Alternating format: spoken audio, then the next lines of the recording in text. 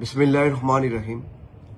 আমার প্রিয় হিজলা মেহেন্দিগঞ্জ কাজিরহাটবাসী, আসসালামু আলাইকুম।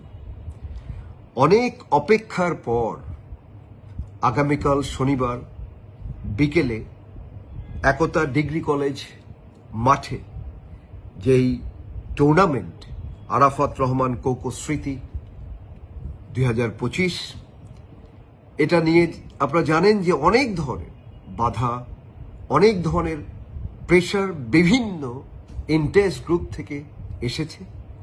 আমাদের যারা কমিটিতে ছিলেন বা আমাদের যেই নেতৃবৃন্দ ছিলেন এবং আপামর কাজিরহাটবাসীর প্রচেষ্টার কারণে এই আগামীকালকে কাজিরহাট মাঠে এই খেলা উদ্বোধন হতে যাচ্ছে।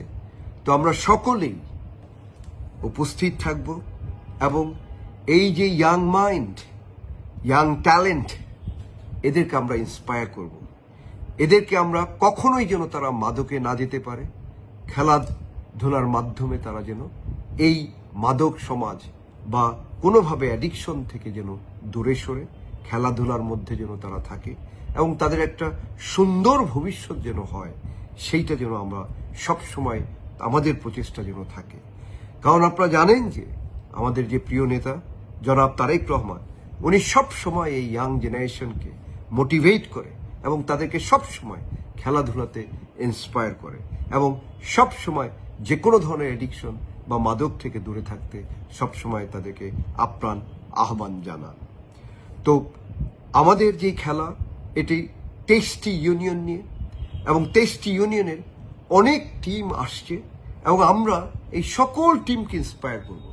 ইভেন যেই টিম বিভিন্ন কারণে, বিভিন্ন প্রেশার গ্রুপ বা ইন্টারেস্ট গ্রুপের কারণে যারা পার্টিসিপেট করতে পারেনি, আমরা তাদেরকেও ইন্সপায়ার করব যাতে ফিউচারে এরকম আরও ভালো টুর্নামেন্ট হয় এবং সকলেই যেন পার্টিসিপেট করতে পারে।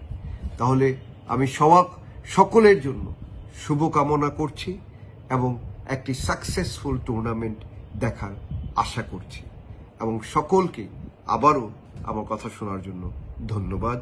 এবং আমরা সকলেই যেন এই আমাদের ইয়াং ট্যালেন্ট বা ইয়াং মাইন্ড, তাদেরকে যেন সাপোর্ট করি, ইন্সপায়ার করি এবং তাদের একটি বেটার ফিউচার বিল্ড আপ করার জন্য সহায়ক ভূমিকা পালন করি।